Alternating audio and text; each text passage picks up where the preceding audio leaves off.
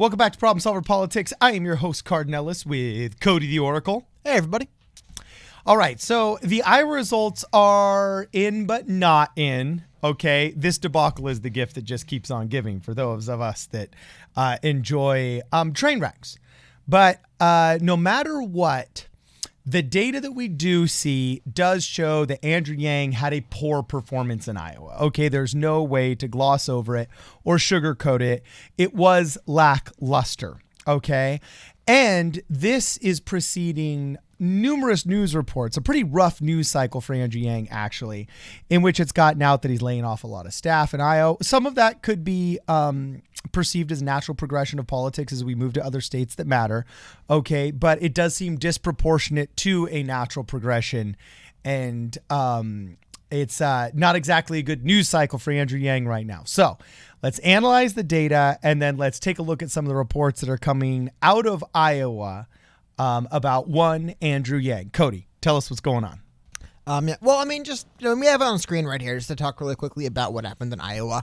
And again, these results, I believe the latest we have is the Iowa Democratic Party has reached out to campaigns and said that it's actually on the campaign to, if they notice any discrepancies in the official results, to report back to the Iowa Democrats so they can. So they're guilty until proven innocent now. It's like I said, it's just a mess. However, throw it all out. Andrew Yang got about 1% of the votes. He had 22 state delegate equivalents, which is much closer to 0 than it is Amy Klobuchar, and he had 0 pledged delegates. So that was basically, it's as close to worst case scenario for Andrew Yang in Iowa. Yeah, because I was thinking he would at least pull off 1 or 2. Yeah. Now, I think one thing, I was hoping he could fluke into one. That'd be great because he just needs momentum. However, it is the one upside for Andrew Yang with the absolute disaster. Normally, Iowa's supposed to be that first definitive vote, and it kind of filters out, honestly, someone like an Andrew Yang. That's the idea with the Iowa caucus being so early. But because the results are still contested, no one believes him, and the whole story has just been the drama between Pete Buttigieg and Bernie Sanders, he really hasn't faced too much of a media blowback. However, there is a few things in the media we will talk about in a minute. The first thing I want to bring up is the idea of the staff layoffs and stuff, because I've seen a couple different reports. So we'll go through a couple articles here. The first one I want to get to actually will be the Politico article. The Politico article talks a little bit about, there's some interesting quotes in here, and just anecdotally, stuff I've heard from people lines up with what's in this article. So they go on to mention that Yang fires dozens of staffers after Iowa debacle. The layoffs extended throughout his organ. Now, exactly, the fact that these people in Iowa are being laid off or fired, the Iowa campaign's done. There's no one left to vote for him in Iowa. That's not necessarily a sign of failure, because he's not the only campaign doing it. And somebody that frames that argument is being intellectually dishonest, if they frame it that way. Okay? Exactly. But going through, they mention a couple other fires which are interesting, if true. Yeah. They mention here that among those dismissed were the national political and policy directors of the campaign, as well as the deputy national political director, all senior level positions. Now, they'll go through and mention that there's actually contention from the Yang campaign if those are senior level or not, but I do have to imagine 1% wasn't the plan. Andrew Yang campaigned for 17 straight days leading up to the Iowa caucus. You don't get those days back. That's a lot of time. He could have been. Yeah. He could have had a head start in New Hampshire for 17 days, but he was in Iowa. And he's got a lot of positive press in New Hampshire, too. Yeah. So I would expect to see some shakeups and firings at the more national level. So it is interesting to put that as note, because like I said, people being laid off and fired in Iowa, their job's done. The Iowa campaign's over, they're moving on now. But there's a couple other things I want to bring up as far as, like I said, stuff I've been hearing for months from people about the Andrew Yang campaign. And because moving forward to New Hampshire, which votes on Monday, but beyond that, moving forward to is the Yang 2020 campaign, I do think there's some corrections that will have to be made, and they'll detail them here. So we'll go through some more. This was the official statement from Zach Grumman, where he says that as part of our original plans following the Iowa caucuses, we are winding down our Iowa operations and restructuring to compete as the New Hampshire primary approaches. Again, no surprise that they're done in Iowa. However, they go on to characterize it as a natural evolution of the campaign post-Iowa, same as other campaigns. It is weird to see articles written about Andrew Yang laying off people in Iowa, because, everyone is doing it. But I'm looking forward to here, because this is when they reach out to spokesman S. Wiley, who is the spokesman for the campaign. And the campaign disputes that the national political and policy directors were senior staffers. According to spokesman S. Wiley, both directors did research and wrote first drafts because they, quote, were not good enough to have decision-making responsibilities. which is just a really, I would like to hear the full quote. That's a very bizarre thing to say. It's like, so, I mean, fired for poor performance, I guess is what they're trying to say, but weird. Titles mean different things in different organizations. And the reason I want to bring this up is because they are going to frame it a lot as, laying off, like, these poor people in Iowa got laid off and stuff. But why were the national political and policy directors not good enough to have any actual decision-making responsibility? That's weird, isn't it? Like, who is? Why are they there? And why are they so high up if they're not? I mean, once you start getting titles like that, it's because you have decision-making responsibilities. What's the only point of a title? What is a title if it doesn't do anything? Like titles why are you themselves don't do anything. Captain of what if you're not capable of deciding where your men go? Exactly. Like the title should describe you. It shouldn't make you. You know what I mean? Like it describes the person who does this thing. It doesn't make the person who do that. Anyway, they go on and they say former campaign employees were granted that's one of those words, man. Anonymity to speak candidly. Said many people expected staffing changes after New Hampshire, not Iowa. Which, I mean, I have to imagine there wasn't a whole lot of, remember guys, you're fired on Monday talk going on as we're getting into this. Because you don't want to disincentivize them and unanimate the crew and the troops and, drive morale down that, Monday's our last day when you need them to be all pumped on Friday. You know what I'm saying? Yeah, exactly. Bad for morale. But what they do mention in here is, again, consistent with what I've heard. And that basically there was a lot of just not miscommunication, but lack of communication behind the scenes. A lot of staffers, I believe they say a lot of people found out. Here we go. Others learned their fate after their email and Slack accounts were cut off, only officially getting word later. Quote, some people found out through gossip or back channels. That's not that weird, though. And things weren't timed particularly well. I definitely hear that. Yeah. A different former campaign employee said some people were shut out of their email before getting an official phone call. That sucks. Or anything like that. So definitely not the most organized. Kind of reminds me like in sports sometimes when a player gets traded and he finds out on Twitter when they tweet out, breaking, player's been traded. Yeah. Like, no one could have told me. Okay. Sorry. Anyway, very important to keep this one thing in mind because this is something I want to highlight as well here. Every former staffer who spoke to Politico said they still believe in Yang and his mission. Some wanted to remain anonymous because they hope to work with him again in the future and didn't want to jeopardize their relationship or his candidacy.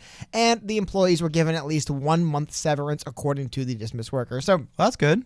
When it comes to the campaign, because we'll have another article on my show for a minute. The New York Times wrote an awful hit piece about Andrew Yang where they went and dug up a bunch of his former employees before he ran for president and basically gave Let me guess. It had an incendiary headline insinuating something completely nefarious, and then it was sourced by people with zero names. But no, the headline actually was kind of tepid. The article itself just was full of, I don't want to say lies, but if Andrew Yang says, I fired this individual for poor performance, and they say, no, he didn't, I was like, I thought the Times would be above that. Anyway, moving forward, there's one more thing I want to talk. This is what I've been saying this whole time. This is why I wanted to pull the political article up. A lot of the stuff, people being laid off in Iowa, we get it. There does seem to be this sense, and I've heard multiple people behind the scenes, like just different random staffers, and I don't want to, people who are familiar with the situation, right, have told me basically the same thing, that there's this weird divide in the campaign, and they describe it here in an interesting sense, but basically, people that have experience running campaigns and doing elections, and they know how to win this stuff just from not being, I follow a particular candidate, just I work in, this election season kind of, I don't want to say, it's not even a cottage industry. It's like a full industry of running for president. Yeah. They weren't, lining up to work for Andrew Yang in 2018, 2009. Like, you know what I mean? Like, it was a bad bet. You weren't getting that kind of employees. Mostly you got people with little to mostly no experience who just liked Andrew Yang. Yeah. Now, unfortunately, the campaign grew very quickly, which is good for the campaign. But when you have people that aren't super experienced in positions that really are being overwhelmed and overloaded when the campaign's exploding in popularity, bad things can happen. So they've tried to bring in, and they mentioned it right here, as the campaign began to grow and be taken more seriously, people who did have more political experience were brought on, but did not mesh with the culture, the person said. And then they said that hurt the campaign because we started trusting people who had a ton of political experience, but the people who were willing to jump onto Andrew Yang's campaign were not people who had a ton of experience because nobody with experience thought he could make it this far, which is an interesting way of saying they ran into a really odd position where you had people in positions that they probably were not qualified for at all anymore. It was just like that but movie they were loyal to you at the beginning. So that had to mean for something, and then there was a divide that grew because there's people who said, hey, I've been in this campaign for a year and a half, I've been here since the beginning, this person just showed up, why is everyone it was just like you remember that movie where I believe it was Jamie Foxx played Ray Charles, and Ray, yeah, duh, I could yeah, the movie's named Ray. That movie, that movie, what's it called again? Yeah, where finally Ray Charles got really, really big, but his manager was having trouble with his bandmates showing up late. And, they started censoring him saying, hey, there's plenty of people that want to play with the great Ray Charles. I'm going to fire you if you show up late again. And, all of a sudden all his bandmates are like, hey, dude, we started with you when you were a nobody. You know what I'm saying? You can't just fire us, But, hey, now that we're in the big top, you can't be showing up late for rehearsals anymore. So there is going to be that natural growing pain, that natural friction. And do you have a sense then, Cody, that it's a crippling divide between the old school original gangster warriors that went through the school of hard knocks, learning the hard way, and then the seasoned political people are like, hey, look, if we want to take this to the next level, we got to do it this way? Do you get a sense from everything you've read that there's there seems to be crippling indecision from the top? I mean, a former campaign staffer or worker actually sums up behind the scenes. That's what I had unfortunately been assuming. They said, still as a separate Yang campaign worker who was let go said, quote, the organization was a mess, but it still managed to do incredible things while being an absolutely effing disaster. And, jeez. And yeah, I mean, it sounds like and I don't want to say problem, but an issue the campaign's going through is, as you described, they need someone from the top to make that decision of, hey, look, I know you guys have been here from the beginning, but you have to take a back seat to these people. They know what they're doing. And Politico seems to be throwing this individual under the bus. I have not heard good things about him, but they are throwing, among the issues several former employees identified was the hands-off approach of Nick Ryan, who has the title of campaign chief. Candidates are rarely intimately involved in day-to-day management, relying on senior staff to run the operation. The problem, according to several departed staffers, is that Ryan was also hands-off, leading to frustration among the rank and file about a lack of direction. I like blaming people. But just makes me feel better. Can we blame him? Well, here's the thing, though. It sounds to me like the problem that they've ran into is that there wasn't that person from the top coming down and saying, hey, look, we know you've been here from the while, but it's time to take a back seat. We've brought in people with more experience. That's just so I want to go through some of the stories, because here's another one from the Rolling Stone. I'm not going to go all the way through this one, but this one brings up a couple things that are interesting. Now, the campaign has denied it, but Rolling Stone is alleging that Andrew Yang has actually been laying off staffers in New Hampshire and I think South Carolina, which would be interesting as neither of those states have voted yet, especially in New Hampshire. I don't know why. So, yeah, that seems odd. You think they'd be ramping up in New Hampshire. That doesn't make sense to me. Again, though, the campaign, the reason I wanted to bring this up, though, is because the campaign does say, I believe the again, from S.Y. Lee, but I believe the quote is that the campaign remains at full strength in New Hampshire. So that's according to the campaign. I just want to bring it up because there are some conflicting reports of what is going on. Now, it does look like, because a lot of the stuff was from the previous article, part of original plans, following all the caucuses. And I don't really completely trust Rolling Stone, I'll be honest with you. But here's the other thing that's really, really important to bring up that Rolling Stone does bring up that I remember when this happened, or a couple announcements of this happening over time. And this is important to keep in mind. So listen to this. The firings happened 4 days after the Yang campaign's unionized employees sent a request to Yang campaign chief Nick Ryan asking for increased monthly pay for all full-time employees, a month's severance pay at the new rate, and guaranteed expense reimbursement, including for travel and mileage, which isn't, none of those requests are that ridiculous. A former Yang staffer in South Carolina says that the pay they received averaged out to a rate of $10 per hour, which they and others felt was insultingly low for the amount of work they were doing. A campaign spokesman said the $10 an hour figure was inaccurate. However, at least 3 of the 5 unionized campaign staffers who put their names on an internal memo describing their request lost their jobs in this week's firings.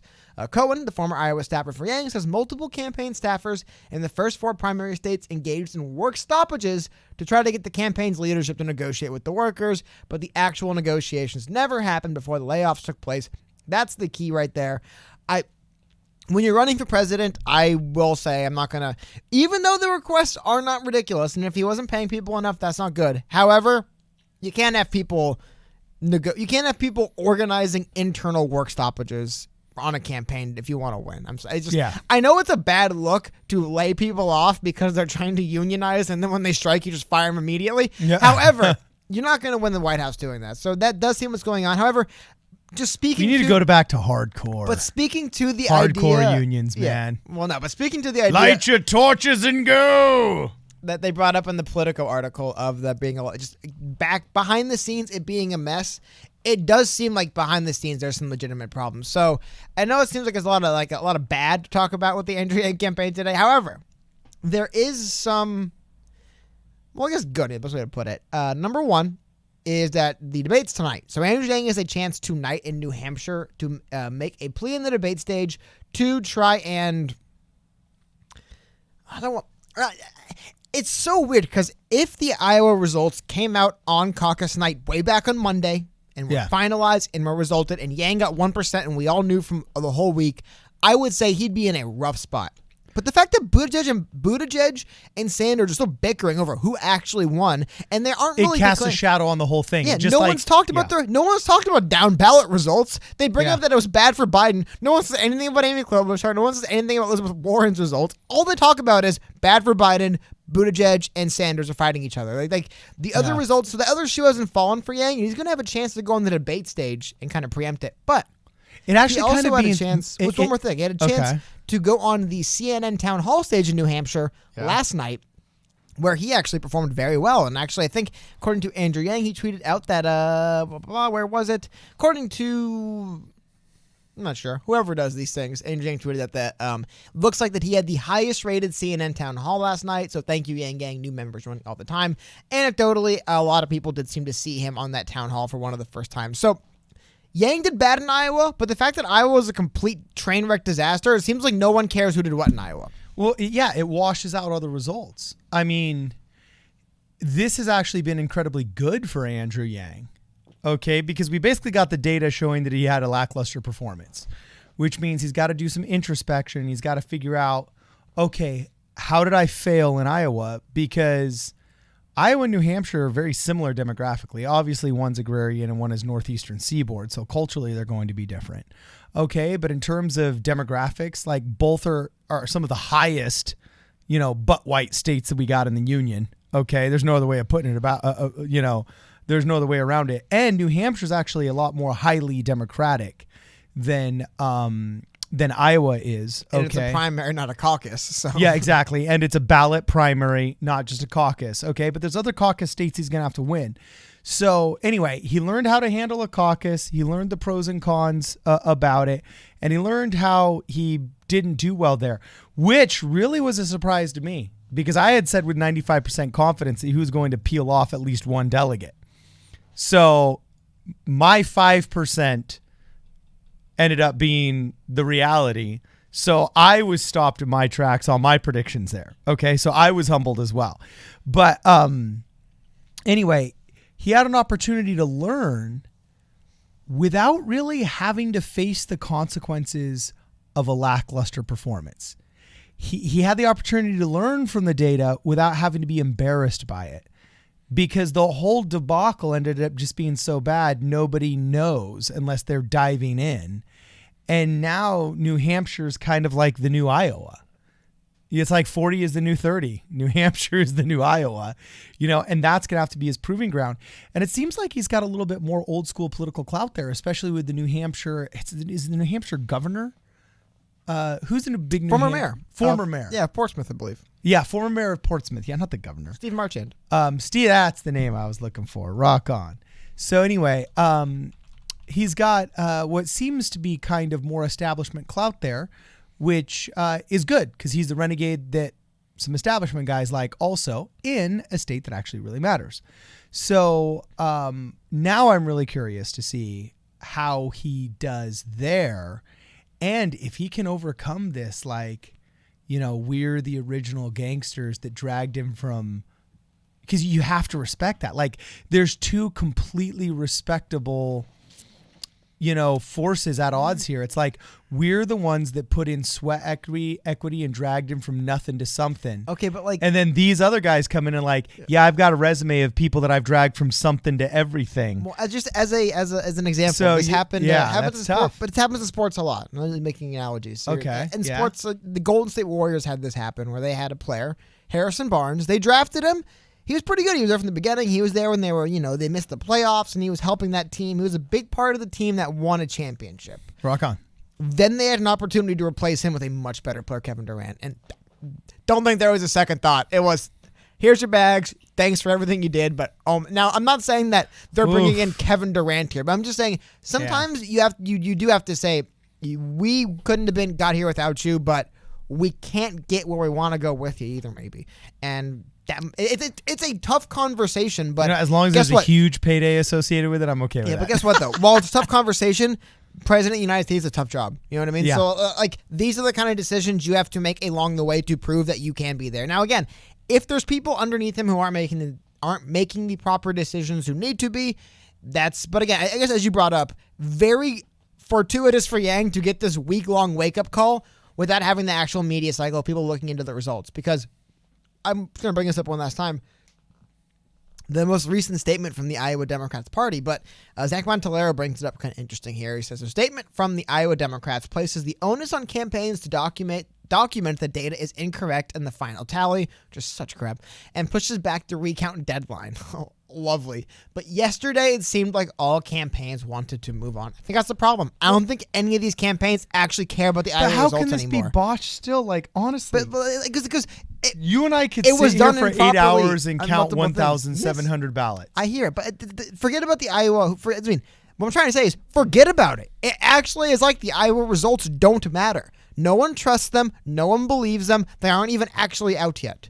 So really, it was almost just kind of like some really good internal polling data for these campaigns because the results don't matter. So Yang dodged a bullet, I guess you could say a little bit, but he has to perform well in the debate stage tonight and then well Monday night in New Hampshire. I mean, I don't see how he can come out of the first 4 states with total failures in all 4 states and then, because guess what? The final boss, Michael Bloomberg, enters the race in Super Tuesday. So he needs some momentum heading into there, but hopefully Iowa was the wake-up call that we need serious restructuring in the campaign. And according to all the articles I'm reading, serious restructuring is what's happening. Well, makes sense to me. You know what I'm saying? Like, if serious restructuring is news, I don't know what to tell you other than if he didn't, I think he was a little bit crazy because we've had a mixed bag ourselves, Cody. We've gone to some events and we've thought, wow, this is really well done. And then others we've thought, what Boy Scout was trying to get his public relations merit badge at this one, And then, I don't even want to say blonde millennial chick. It was like a Gen Z flip-flop wearing girl, with her cell phones. Like, yeah, I've been like so busy, And I was just like, you're the most unimpressive PR person I've ever seen in my life, So it makes sense that with how much money he dumped into it, if he couldn't peel off one delegate, we got to do something new. You got to do something new. So restructuring makes sense. Anyway, let us know what you guys think. If any of you guys actually participated in the campaigns in Iowa and have some inside information that you'd like to bestow upon us, make sure that you reach out. You can check us out at problemsolverpolitics.com and email us there or send us an email at problemsolverpolitics@gmail.com. Also, make sure that you follow us on Twitter. You can always just tag us in Twitter and we'll see your stuff at PSP Radio 1. And also, if you want to support the channel, make sure you join. Memberships are cheap. And it's actually a really cool way to get members-only content from us, behind-the-scenes stuff and things like that. So anyway, we hope to see you guys in the next video. We've got a new one coming up about Bloomberg here in a second. That's actually pretty hilarious.